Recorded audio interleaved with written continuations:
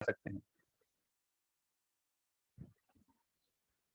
Hello students, I welcome you on your very own YouTube channel Manoj Jangir Classes. And as you all can see in today's video, we are going to talk about the two important sources of secondary data. देखिए secondary data क्या होता है? You all know this thing that secondary data is the data which is collected by some other investigator and used by someone else. Data जो किसी और के through collect किया गया है और हम उस डेटा को यूज कर रहे हैं। सबसे सबसे इंपॉर्टेंट जो सोर्सेज होते हैं वो दो सोर्सेज होते हैं सेकेंडरी डेटा के इंडिया में, that is census of India. Census of India जिसे आप बोलते हैं पॉपुलेशन काउंटिंग आप कह सकते हैं, आपकी टर्मिनोलॉजी में बोलूं मैं तो इसको बोलते हैं हम census of India.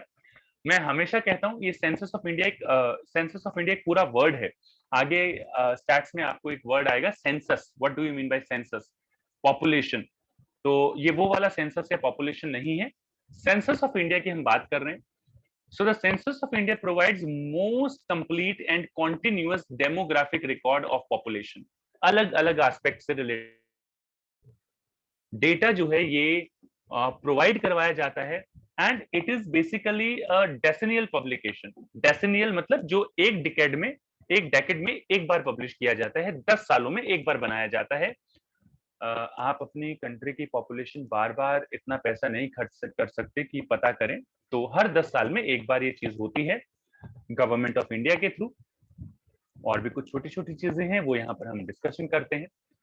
The census of India or the census is being regularly conducted after every 10 year since 1881। ये पहला MCQ बन सकता है, पहला आपका फिल इन द ब्लैंक बन सकता है। 1881 में पहला सेंसस कंडक्ट किया गया था इंडिया में at the time of British rulers. आगे आ जाइए। The first census after independence. अब बहुत समझने वाली बात है भाई, देखो आराम से, कि इंडिया 1947 में इंडिपेंडेंट हुआ और 47 के बाद अगर 10-10 सालों में बाद ये चीजें हो रही हैं तो ऑब्वियसली 81 से अगर हम कैलकुलेट करते जाएंगे तो 1951 ही आएगा, तो कोई नई चीज नहीं है। 1951 में आफ्टर इंडिपेंडेंस पहला जो सेंसस ऑफ इंडिया है वो कंडक्ट किया गया। आज आप 2021 में हैं, 2021 की बात कर रहे हैं आप, तो 2021 बहुत ज्यादा स्पेसिफिक है। If you talk about census of India, it is the first digitalised census of India. ये पहला डिजिटलाइज्ड सेंसस ऑफ इंडिया है, मतलब कि ये डिजिटल होने वाला है। ये स्टार्ट हो चुका है और काफी सारी इंफॉर्मेशन जो है कलेक्ट की जा चुकी है। अब ये किस तरीके की इंफॉर्मेशन कलेक्ट करता है, let's talk about that. The census of India or the census collects information on various aspects, अलग अलग एस्पेक्ट्स ऑफ पॉपुलेशन से ये डेटा कलेक्ट करता है।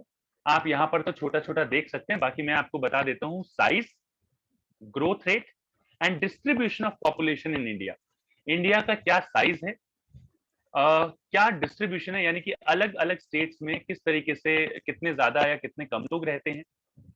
इसके बाद अगर हम बात करें तो पॉपुलेशन प्रोजेक्शन भी लगाता है ये। 125 करोड़ एक 2011 में हमारी पॉपुलेशन थी। अभी हम लोग कहते हैं कि we have reached to 137 crore right now. ये प्रोजेक्शन है। डेंसिटी ऑफ पॉपुलेशन बताता है हमें पॉपुलेशन की क्या डेंसिटी है, कितने लोग हैं, कितने किलोमीटर पे कितने लोग रहते हैं। It tells us sex composition of the population, कितने मेल हैं, कितने फीमेल हैं, how many girls are there, how many boys are there, ये सारी चीजें बताता है। It tells us the literacy as well, literacy की बात बताता है ये, क्या लेवल है लिटरेसी का। How many people have migrate from one place to another place, migration के बारे में बताता है। रूरल और अर्बन डिस्ट्रीब्यूशन बताता है। तो ये इस तरीके की इन डेप्थ, जिसे मैं कहूं, अगर मैं सेंसस ऑफ इंडिया कलेक्ट करने आपके पास आ रहा हूं, I will ask you what is your name, what do you do, what how many family members you are having, what is the profession of all such family members. I'm going to ask you all such things and these are very very important information. तो ये सारी data जो है आपका collect किया जाता है। तो एक आप ये कह सकते हैं कि बहुत कॉम्प्रिहेंसिव डेटा यहाँ पर कलेक्ट किया जाता है। The most recent census of India was performed in the 2011. अभी जो होने जा रहा है वो 2021 में होगा. The responsibility of conducting the census rests with the Office of Registrar General and Census Commissioner. इसको आप अंडरलाइन कर सकते हैं, लिख सकते हैं. Office of the registrar general and census commissioner of India इसे कंडक्ट करता है. रिस्पॉन्सिबिलिटी उसकी होती है under ministry of home affairs, government of India. ये पहली चीज थी. बहुत डीप स्टडी होती है, हर एक एस्पेक्ट के बारे में डेटा यहाँ पे कलेक्ट किया जाता है. Now the second point is national sample survey organisation. ज्यादातर लोग इसको ऑर्गेनाइजेशन के नाम से जानते हैं. मेरे जैसे लोग जिनको पढ़ाते पढ़ाते बहुत टाइम हो गया है, आजकल हम इसको ऑर्गेनाइजेशन के बजाय कहते हैं office, national sample survey office. Sir फर्क क्या है? There is no difference. आप नेशनल सैंपल सर्वे ऑर्गेनाइजेशन भी कह सकते हैं, आप नेशनल सैंपल सर्वे ऑफिस भी कह सकते हैं. ऑफिस इसलिए क्योंकि आजकल इसको इसी नाम से जाना जाता है, तो मैं यही कहूंगा कि ऑर्गेनाइजेशन को मैंने कट कर दिया है, आप ऑफिस ही कहिए. National sample survey office was set up in 1950 में सेटअप हुआ था on the recommendation of National Income Committee chaired by Professor PC Mahalanobis. इसे नाम याद रख लीजिएगा, 12th क्लास में ये नाम आपको बार बार सुनने को मिलेगा. He is basically the architect of planning, economic planning in India. जो 5 year plans थे, ये मिस्टर प्रशांत चंद्र महालनोबिस ने बनाया था. ये इंडियन 5 year plans के आर्किटेक्ट कहे जाते हैं. It was recognized as NSSO in March 1970. 1970 में इसको रिकॉग्नाइज किया गया. NSSO was established by the government of India to conduct nationwide surveys in successive rounds. अलग अलग राउंड्स में, छोटी छोटी चीजों में, छोटे छोटे पार्ट्स में अलग अलग सर्वे जो है कंडक्ट जब किए जाते हैं, क्योंकि आपको पता है सेंसस ऑफ इंडिया जो है ये तो 10 साल में सर्वे कंडक्ट करता है, लेकिन आपको अलग अलग राउंड में हर साल छोटे छोटे सर्वे अगर कंडक्ट करने हैं तो वो एनएसएसओ के थ्रू किया जाता है. Many of students can ask me और you must be having a doubt in your mind that when census of India is there, तो एनएसएसओ की हमें क्या जरूरत है? तो एनएसएसओ की रिक्वायरमेंट इसलिए पड़ती है क्योंकि एनएसएसओ जो है टाइम टू टाइम छोटे छोटे सर्वे कंडक्ट करता है.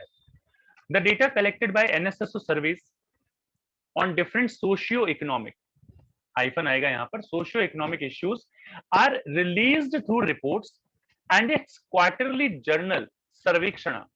ये एक पब्लिकेशन होता है जो एनएसएसओ रिलीज करता है. जितने भी इसने जो सर्वे कंडक्ट किए हैं क्वार्टरली, इन सारी चीजों को अपने एक रेगुलर जर्नल होता है, पब्लिश जर्नल होता है सर्वेक्षण, उसके अंदर इसको ये सारी इंफॉर्मेशन दी जाती है. NSSO provides periodic estimates of literacy, school enrolment, कितने लोग लिटरेट हैं, कितने बच्चों ने स्कूल में एनरोलमेंट करवाया, कितने लोग अनएम्प्लॉयड हैं, कितने लोग एम्प्लॉयड हैं, what is the status of child care, what is the status of maternity, what is the status of morbidity. इस तरीके की चीजें यहां पर आती हैं. तो ये सारी इंफॉर्मेशन जो हमें प्रोवाइड की जाती है बेसिकली वो एनएसएसओ के थ्रू करवाई जाती है.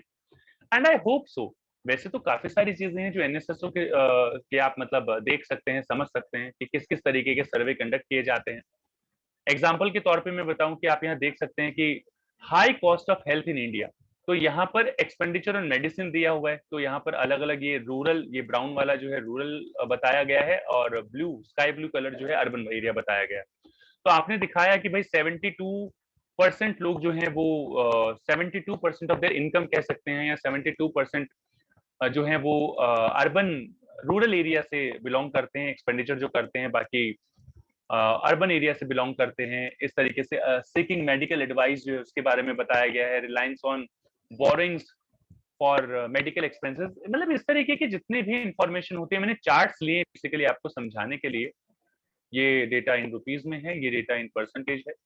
यहाँ पर भी इस तरीके की चीजें आपको दी गई हैं इंश्योरेंस कवरेज वगैरह के रिगार्डिंग. तो यहाँ पर शेयर दिया गया है, अलग अलग प्रेजेंटेशन है, 86%, 14%, 82% एंड 18%. ये बेसिकली लोगो है एनएसएसओ का, जो आप लोगों को पता होना चाहिए किस किस तरीके के सर्वे कंडक्ट करता है. सोशियो इकोनॉमिक सर्वे कंडक्ट करता है, इंडस्ट्रीज के एनुअल सर्वेस कंडक्ट करता है, एग्रीकल्चरल से रिलेटेड मतलब प्रोडक्शन से रिलेटेड सर्वे कंडक्ट करता है. पीछे मैंने आपको छोटी छोटी चीजें और बताई. इसके अलावा ये लैंड और लाइफ स्टॉक होल्डिंग के बारे में सर्वे कंडक्ट करता है। It conduct survey regarding housing conditions and migration with special emphasize on dual slum dwellers, basically जो स्लम एरियाज में रहते हैं उनके ऊपर ये कंडक्ट करते हैं। एम्प्लॉयमेंट अनएम्प्लॉयमेंट स्टेटस का मैं बात कर चुका हूँ आप लोगों से। कितना कितना लोग खर्च करते हैं, अलग अलग पैटर्न के लोग, रूरल, अर्बन, स्लम ड्वेलर्स, इस तरीके की चीजें। तो यहाँ पर इस तरीके की इंफॉर्मेशन प्रेजेंट की जाती है, दिखाई जाती है, बताई जाती है। I hope so that you people are able to understand all such things. और अगर आपको और भी इसी तरीके के वीडियोस रिक्वायर्ड हैं तो यहाँ पर आई सेक्शन पे आप क्लिक कर सकते हैं, नीचे डिस्क्रिप्शन में आप देख सकते हैं, आपको इसी तरीके के और वीडियोस मिलेंगे। वीडियो अच्छा लगा लाइक जरूर कीजिए, शेयर कीजिए अपने दोस्तों के साथ, और don't forget to smash the subscribe button if you want to watch such kind of interesting videos. So see you in your next class, all of you, and keep watching Manoj Jangir classes. Thank you, all of you.